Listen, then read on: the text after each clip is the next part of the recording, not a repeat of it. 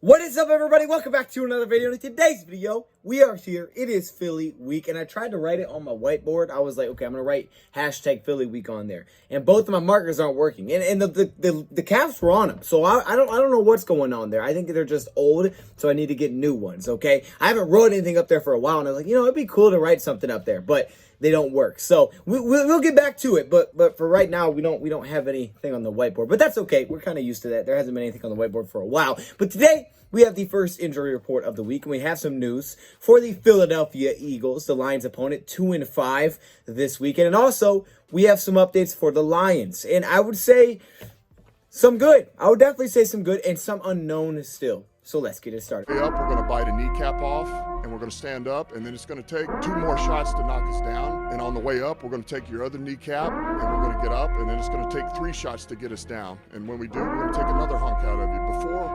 Before long, we're going to be the last one standing. Welcome everybody to our video. Glad you guys are here. Now the plan is to do this video. We talk about the news, talk about some injuries, and then I'll come back a little bit later tonight and we'll go live and we'll take a look at some of the film from this past game against the Rams. Then tomorrow we have last second dose. We have the injury report again. On last second dose, I'm thinking we're going to take a look at some trade scenarios. That would be very fun. I was going to do a video on it. I'm like, you know what? Let's just do it during the stream. Let's get different takes on it. So that's what we're going to do. That's what I'm thinking we're going to do for Thursday. Okay, so make sure you tune in for that show. It's gonna be about 9:15 p.m. Eastern time on this channel tomorrow. All right, but for right now, we have some news and we have some injuries to dive into. And I don't know usually which one I start with. I think I start with the injuries first.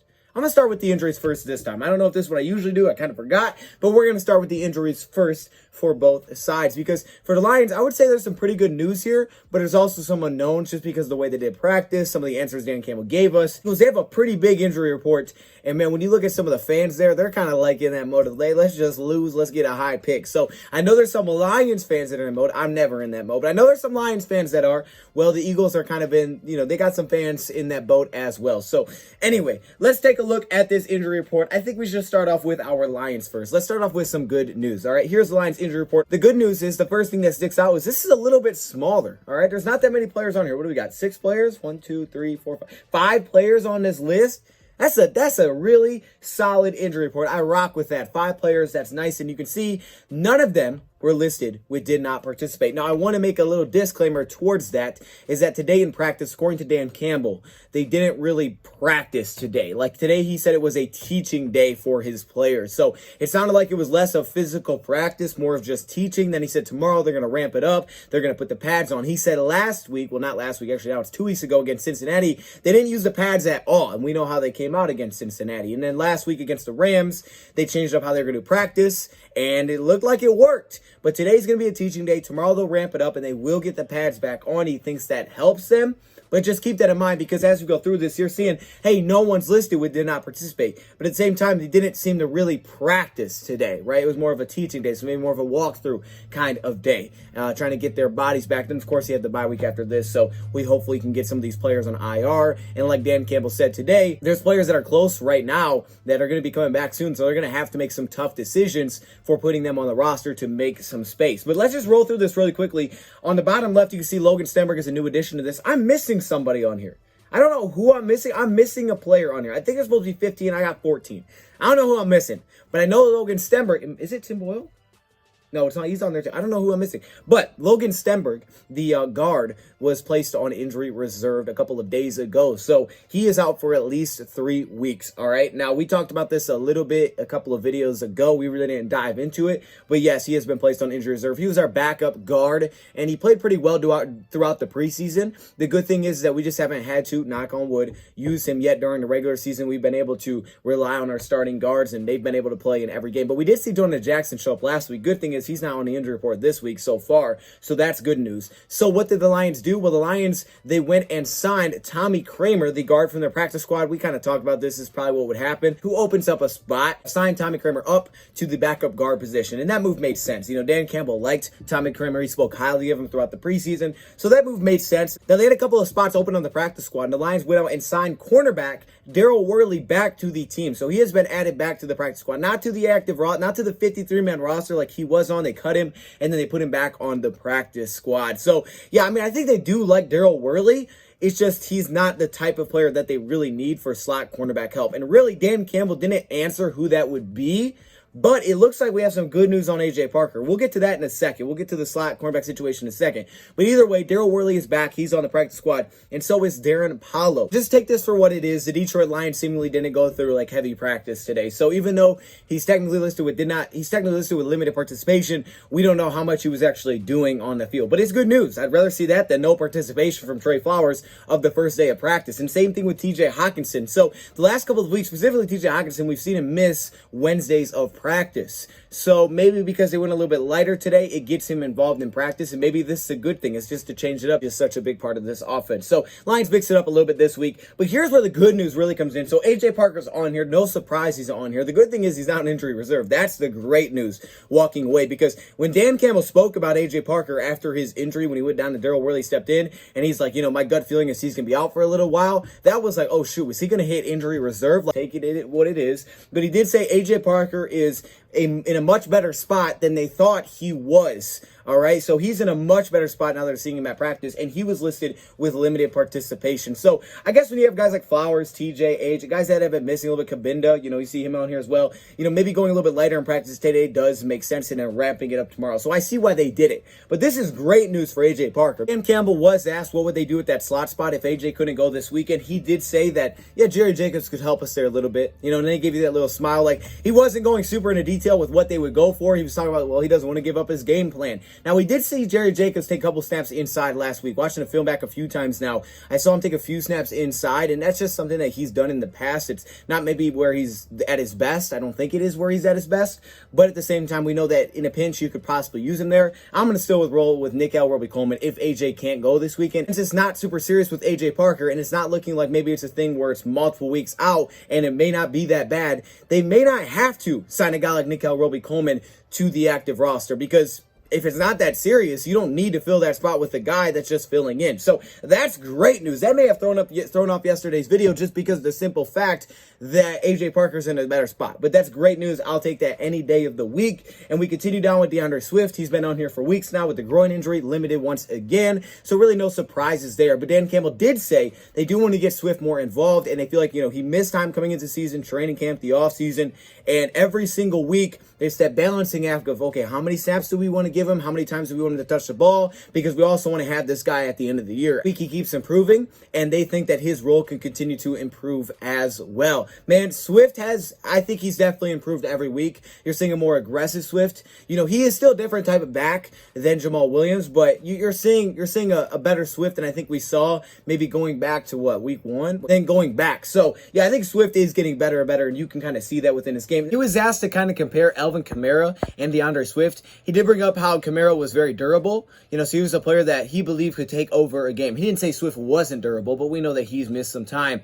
But he did say that he believes both of these running backs have the ability to take over a game right now. And of course, you wrap it up with Jason Kabinda, and that's great news for Kabinda. He was inactive last week. He was on the injury report last week, and he was inactive in last week's game. But here he is, full participation. Now remember, the Lions did have 3 tight ends. Okay, the Lions had 3 tight ends active last week. They brought Brock right up. Jason Kabinda could have been a part of that, because not having Kabinda, who can kind of play tight end, kind of play fullback, they may have went with the extra tight end for that reason. Did talk about some of these guys on IR, and he said, we got to be ready because some of these guys are going to be coming back soon. Sean Hand, he mentioned Tim Boyle, and he also mentioned Taylor Decker.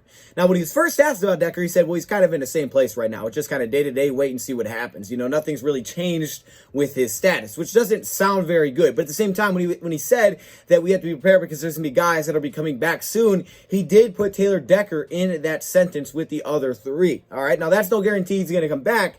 But you know me, I'm just taking all the good out of it, all the optimism I can. Okay, thank you, Dan. I see that little hidden message you try to slip in there. And of course, Tim Boyle, he's been out since the beginning of the season. So we've had Montez on the practice squad. So you wonder if Montez will continue to be on the practice squad, and even if he is, will he continue to be protected every week and putting him on the 53-man roster? That spot could go to a guy like Tim Boyle. It could go to a guy like Deshaun Hand. It could go to Taylor Decker. It could go to a cornerback if you need help there. It's a lot of ways where an open spot can go, but they're probably going to have to make some moves anyway soon. But I would say that's just a good thing. No update on Tyrell Williams, though, today. I heard nothing about Tyrell today. So that's kind of what we're looking at for the Lions side of the injury report. A ton of notes about what they said about the Eagles, aside from maybe Goff he was talking about. Of course, that defensive line is where, it all kind of starts with the Eagles. But hasn't really been as dominant as it's been in the past. We know the Eagles are 2-5, and you know their head coach is getting a little heat too, a first-year head coach, but he's 2-5 just because of some of the things that have gone on offensively. We know Jalen Hurts is there, and now there's some stuff coming at Hurts. So, hey man, when you lose, things can get ugly. Your injury reserve is smaller. The big one there is Brandon Brooks, right, the right guard, but in his place, Jack Driscoll has played that role since I believe week 4. I think it's week 4, 3 or 4, and he's played pretty darn well. He's played every snap at that right guard spot since he's took over as the starter there. You see a guy like Brandon Graham, you know about the impact Brandon Graham has had. I know the first thing I think of when I see Brandon Graham is, of course, the Super Bowl. You know, the big play that he made against the Patriots. That's a tough loss. Plus, you've had Kerrigan, who's dealt with injuries, so maybe why the defensive line maybe isn't the same so far because of some of the injuries that they are dealing with. And Kayvon Wallace, who's one of their starting safeties. That is the Clemson product, I believe. Kayvon Wallace is also on here, and that's part of the reason why they went out and signed a safety to their practice squad. To the top, J.J. Arcega-Whiteside, the receiver, really hasn't played that much this season. I mean, he's not really a top 3 receiver. They have Watkins, they have Rager, they had Devontae Smith.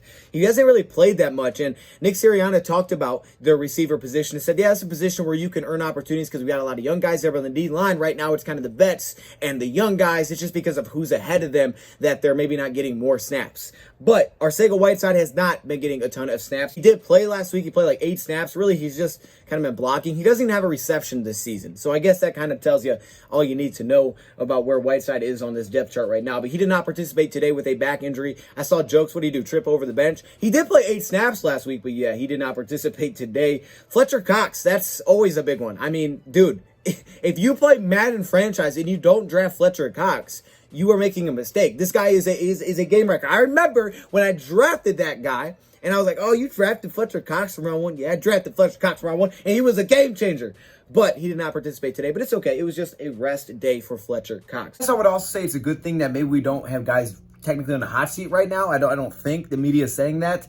Maybe that's because of how we're losing games, you know, not just because we're losing games, but the Eagles definitely do. And they've had some stuff coming up, of course, about Sirianni. He's the head coach and Hurts, you know, should they draft a quarterback next year, things like that. But their defensive coordinator's been under some heat, and some people don't believe he's going to, you know, come out of this with the defensive coordinator job. It's called out by Fletcher Cox, who their defense playing a little bit more read and react scheme instead of maybe just being aggressive, right? We kind of think we saw a little bit with Patricia. It was more read and react defensively, so you get a little bit more plugging, read and react. You know, you're not making as many plays for defensive linemen. And Fletcher Cox like, man, I don't get paid to play screens. I get paid to hit the quarterback. So things are definitely getting interesting in Philly, and we've seen this a little bit with the Bears, but there's some heat. You can just hear it in the pressers, to the coach, to the defensive coordinators now. So this is a big week because he could be all quieted with a win. Javon Hargrave, this is a big one. The former Steeler defensive lineman with a shoulder injury. I remember when this guy became a free agent, I was like, dang, I would like Javon Hargrave to be a Lion. But he did not participate today with a shoulder injury. This is another just big name defensive lineman on this team. This is a new addition to their injury report. I would say the good news for Hargrave, though, is that he did meet with the media and he talked to the media today. And usually when that happens, they're usually okay to play. So yeah, he didn't participate today, but it's only Wednesday. It's the beginning of the week. So it's really about how that progresses. But the fact that he spoke with media usually says that you're probably going to play on the weekend, but we'll see. Hargrave is a very impact player, though. I mean, the guy already has 6 sacks this season and 13 pressures. He's only played 7 games, right? So he's been getting after it, and that's actually almost the most amount of sacks that he's had in his career in a season, all right, in 7 games. Now, his run defense has been questionable, but, I mean, he's a pass rusher. He's an interior pass rusher. So, you know, for our sake, hopefully he doesn't play Sunday. But, you know, I hope he's okay. But if he doesn't play, are you mad about it? It's Anthony Harris. We know Anthony Harris, the former Viking. Okay, there's the top 2 safeties, right? Kayvon Wallace, Anthony Harris. With hand/groin, he did not participate. So, Eagles have signed Jared Maiden to their practice squad. Now, they have released a cornerback that I guess struggled back in training camp to open up that spot. Player who played in the preseason this year out of Bama in 2020. And I believe he allowed the lowest passer rating of any defensive player throughout it, maybe just any safety throughout the preseason when he played. So that's pretty good. He was with San Francisco. He was called up a couple times there from their practice squad. He played special teams. But, yeah, I mean, he's just another addition. We'll see if he's elevated this week. I mean, there's no guarantee. It's already Wednesday. But at the same time, they're just looking for some safety depth because of what they're dealing with in that safety room. McPherson, the cornerback with a hamstring injury, did not participate. It's a rookie that was drafted in the 4th round this season. He really hasn't played a ton defensively either. I think you have to go back to week 1 where he played 3 snaps. He played a few snaps in week 1.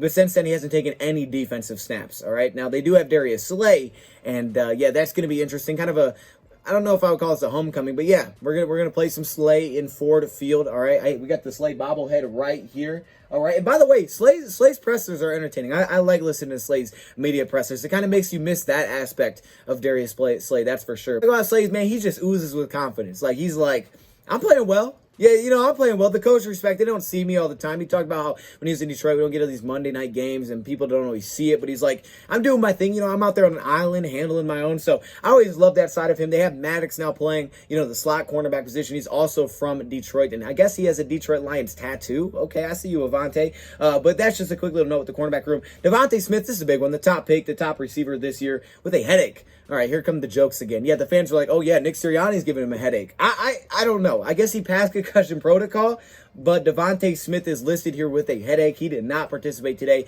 That's a big one. Sega Whiteside did not practice either. And Devontae is, you know, he's good. I like Devontae coming out of this year's draft. He's a very talented player. He's a very, very clean route runner. I mean, he's just such a smooth player. I like what our quarterbacks have been doing, especially the young guys, but that dude is...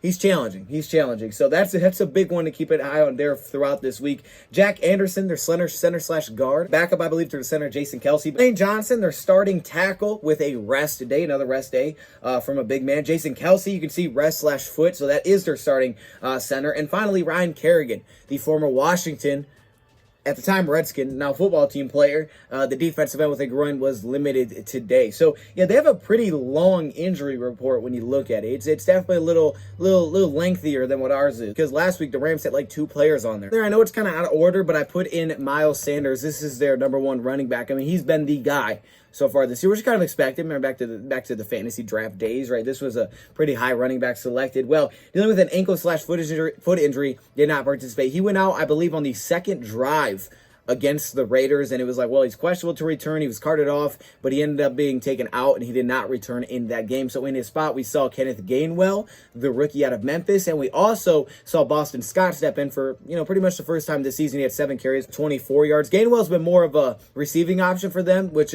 makes sense. I mean, if you watched his film back in college, yeah, that's kind of what he was. He has 19 receptions already in the season, but he is averaging 4.6 yards a carry. He just only has 20 carries so far this year, and a lot of that does come from the Chiefs game where he had 3 carries for 31 yards. But that's kind of what they're looking at, the running back position if Miles Sanders can't go. That would be a big blow to this team if Miles Sanders can't play. They ran the ball. They came out running the ball last week, and we know that Jalen Hurts, of course, has the ability to run. They did some quarterback power plays. They did some 3 tight end runs. So, you know, that's a big loss if they don't have him. Miles Sanders was spotted in a walking boot with crutches, so his status is definitely iffy for Sunday, but he did avoid a severe injury because it was a low ankle sprain. But they do have Jordan Howard on that practice squad, who definitely could be elevated this week if, you know, Miles Sanders can't go. He'll be one name to keep an eye on. That's why I put him at the bottom to kind of separate him, just to keep an eye on where that progression goes throughout the week. All right, don't let this man lie to you. He forgot to type his name, and that's why he was at the bottom. Kind of the updates from the Eagles side. Yeah, they're dealing with some injuries over there. This should be an interesting. I'm excited for this one because I really believe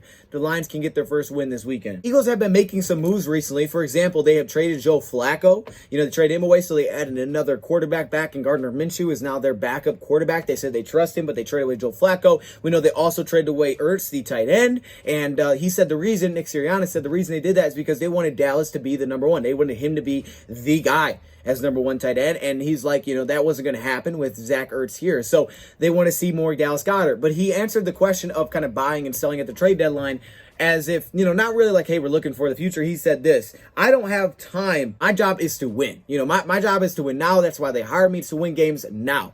All right, so I'm always looking at how can I improve my team. So they did have some picks, but at the same time, they don't look at it as like, oh, we're just piling up draft picks. Now, Dan Campbell also was asked about kind of buying and selling. We'll get into this tomorrow when we talk about some of the trade options and we react to them.